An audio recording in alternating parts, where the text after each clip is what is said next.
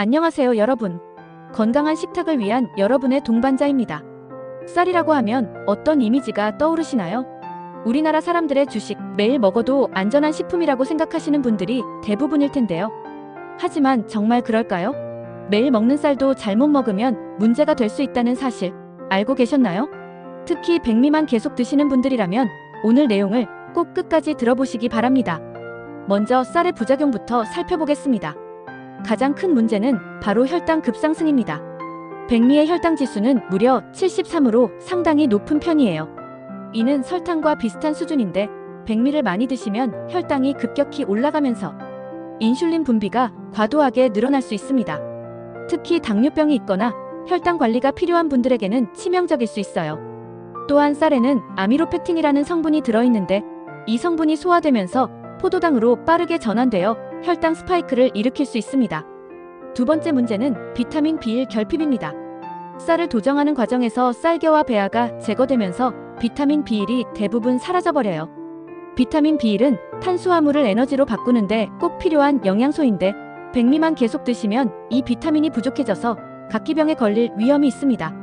실제로 과거 일본에서 백미 위주의 식사를 하던 시기에 각기병이 크게 유행했던 역사가 있어요. 세 번째는 변비 문제입니다. 백미는 식이섬유가 현저히 부족해요.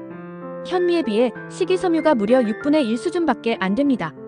식이섬유가 부족하면 장 운동이 둔해지면서 변비가 생기기 쉽죠. 특히 중장년층에서는 장 기능이 떨어지는데 여기에 백미 위주의 식사까지 하시면 변비가 더욱 심해질 수 있어요. 또한 쌀에는 피틴산이라는 성분이 들어있습니다. 피틴산은 철분, 아연, 칼슘 같은 미네랄과 결합해서 우리 몸의 흡수를 방해할 수 있어요. 특히 현미에 더 많이 들어있는데 현미를 제대로 불리지 않고 드시면 이런 문제가 더 심해질 수 있습니다. 마지막으로 아플라톡신 문제도 있어요. 쌀을 습한 환경에서 잘못 보관하면 곰팡이가 생기면서 아플라톡신이라는 독성 물질이 만들어질 수 있습니다.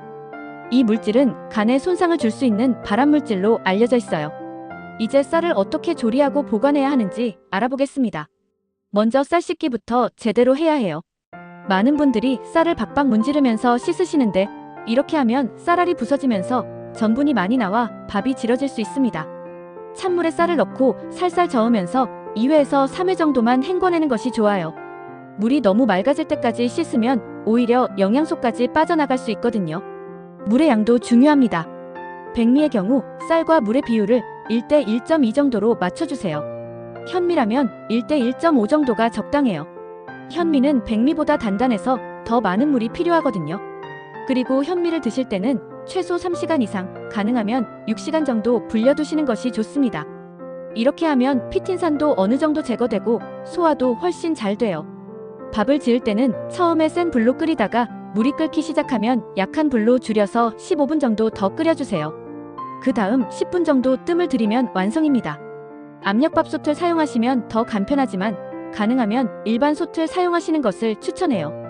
압력밥솥은 높은 온도와 압력으로 인해 일부 영양소가 파괴될 수 있거든요. 보관할 때는 반드시 밀폐용기에 넣어서 냉장고에 보관하세요. 상온에서 보관하면 세균이 번식하기 쉽고 특히 여름철에는 몇 시간만 지나도 상할 수 있어요. 냉장 보관한 밥은 2일 이내에 드시는 것이 좋고 냉동 보관하시면 한 달 정도는 드실 수 있습니다.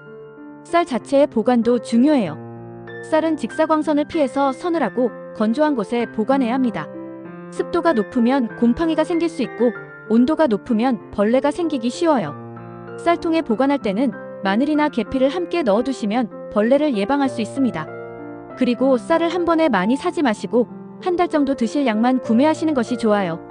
그렇다면 쌀을 어떻게 먹어야 건강에 좋을까요? 가장 중요한 것은 백미와 현미의 적절한 조합입니다.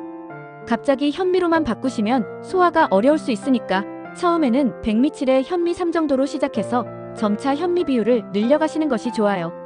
최종적으로는 백미와 현미를 반반 정도로 드시면 적당합니다. 혈당 관리가 필요한 분들이라면 보리, 귀리, 콩 같은 다른 곡물도 함께 섞어서 드세요. 이런 곡물들은 식이섬유가 풍부해서 혈당 상승을 완화시켜줍니다. 특히 보리에 들어있는 베타글루칸은 혈당과 콜레스테롤을 낮추는데 도움이 돼요. 드시는 양도 조절하셔야 합니다. 성인 남성 기준으로 한 끼에 밥 한 공기, 약 150g 정도가 적당해요. 여성이라면 130g 정도면 충분합니다. 특히 저녁에는 활동량이 적으니까 평소보다 조금 적게 드시는 것이 좋아요. 밥을 드실 때는 반찬과의 균형도 중요합니다. 단백질이 풍부한 생선이나 두부, 식이섬유가 많은 나물류와 함께 드시면 혈당 상승을 완화할 수 있어요. 반대로 밥과 함께 단 음식이나 기름진 음식을 많이 드시면 혈당이 더욱 급격히 올라갈 수 있으니 주의하세요. 식사 순서도 신경 써주세요. 밥을 먼저 먹기보다는 채소나 국물을 먼저 드시고 그 다음에 밥을 드시는 것이 혈당 관리에 도움이 됩니다. 이렇게 하면 포만감도 빨리 느끼게 되어서 자연스럽게 밥의 양도 줄일 수 있어요. 이제 쌀의 검증된 효능들을 알아보겠습니다. 첫 번째로 쌀은 훌륭한 에너지원입니다. 쌀의 주성분인 탄수화물은 우리 몸에서 포도당으로 분해되어 즉각적인 에너지를 제공해요. 특히 뇌는 포도당만을 에너지원으로 사용하기 때문에 적절한 양의 쌀 섭취는 뇌 기능 유지에 꼭 필요합니다. 두 번째는 소화가 잘 된다는 점입니다. 쌀은 다른 곡물에 비해 글루텐이 없어서 소화가 편해요. 글루텐 알레르기가 있는 분들도 안심하고 드실 수 있습니다. 또한 쌀 단백질은 필수 아미노산 구성이 비교적 균형 잡혀 있어서 단백질 공급원으로서도 나쁘지 않아요.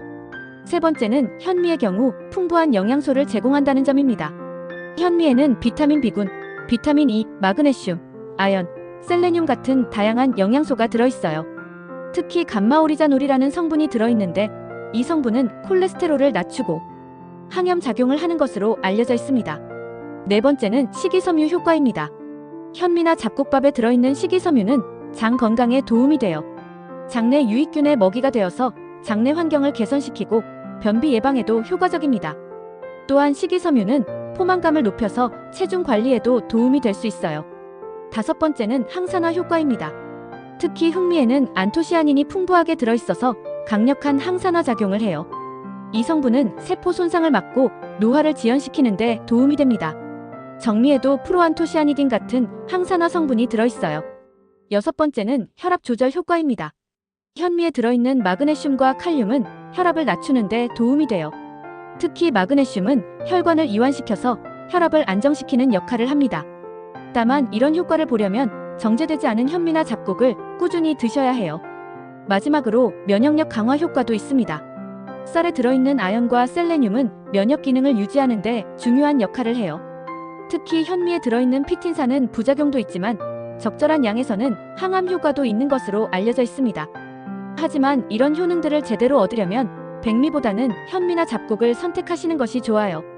백미는 도정 과정에서 대부분의 영양소가 제거되어서 단순한 칼로리 공급원에 가깝거든요. 그리고 무엇보다 적절한 양을 꾸준히 드시는 것이 중요합니다. 오늘 영상이 도움이 되셨다면 좋아요 버튼 꾹 눌러주시고 구독과 알림 설정까지 해주시면 정말 감사하겠습니다. 여러분은 평소 쌀을 어떻게 드시고 계신가요? 오늘 내용 중에서 가장 놀라웠던 부분이 있다면 댓글로 공유해주세요. 다른 분들에게도 큰 도움이 될 거예요. 오늘도 한 가지 더 현명해지셨죠? 다음 영상에서도 여러분의 건강 지식을 한 단계 업그레이드 시켜드릴게요. 다음 영상에서는 사과를 주제로 다시 찾아뵙겠습니다.